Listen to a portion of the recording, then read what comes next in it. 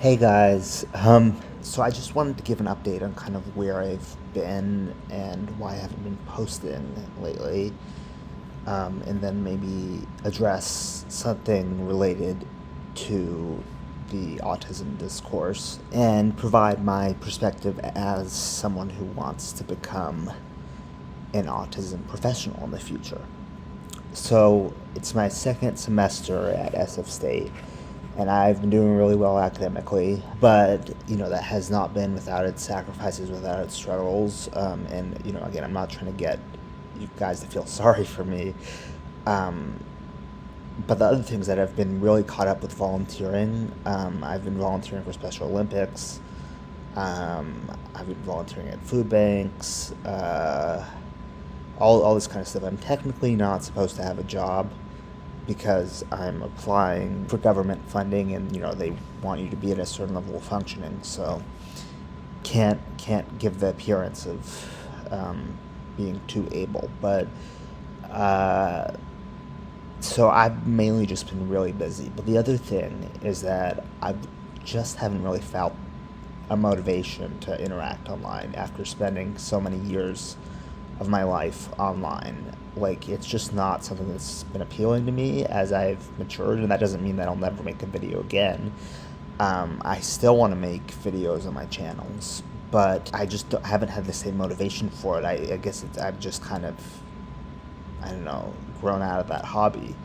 And also, this kind of helped me put things in perspective. But I was listening to a podcast called We're All Insane. It's a really good podcast. I recommend you check it out. I'm not sponsored by it or anything, obviously. And I won't name the name of the episode or like the subject of it, because I don't want you to go after this person. I don't want you to send her hate or anything like that. But there's this one person who was being interviewed who was like the most chronically online person I have ever heard of, ever. And to her credit, she was raised in an extremely sheltered, like opposite of chronically online lifestyle. So she, as she admitted, she kind of overcorrected. But it was just almost pathetic. Like, I'm like, really, really, you really put this much stock. And I realized I used to be that person, right? I used to feel like I had absolutely no one, and kind of projected my own issues out onto other people. And I realized that was an unhealthy coping mechanism. And that leads me to the topic of why I don't make the kind of videos I used to anymore. And the truth is, it's not because my opinions have changed. I still highly oppose the whole gender thing, in bubbles like the one I live in.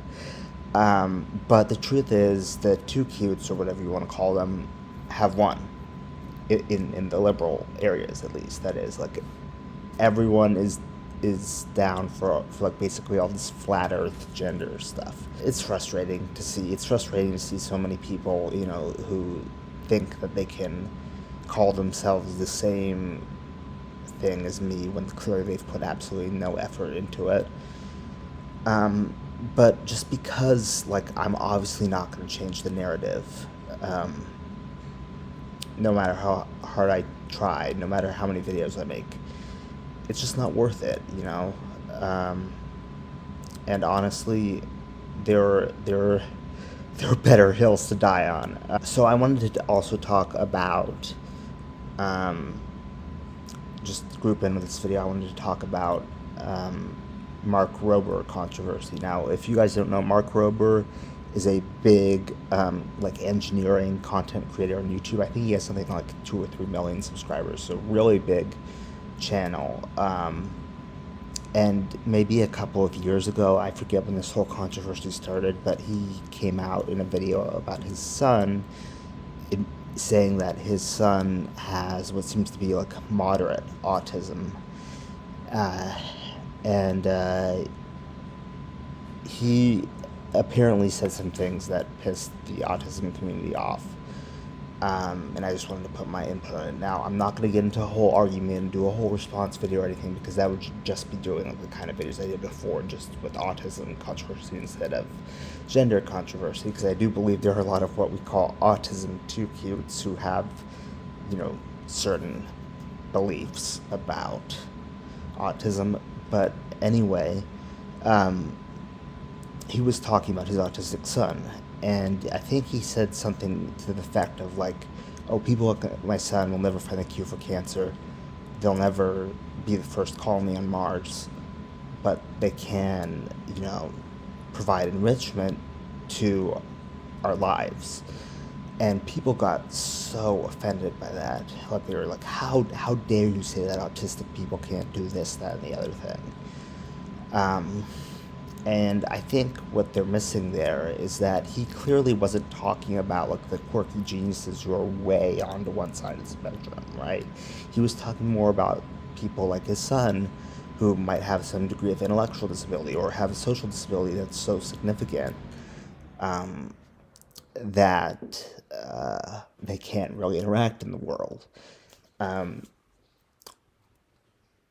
so first of all, he wasn't even talking about all autistic people, and I think that's what makes things so confusing when people claim to speak for the entire spectrum, when really they only mean like one part of the spectrum. Honestly, most autistic people are not the quirky genius type. I mean, I'm very, very high functioning, and I'm not that type.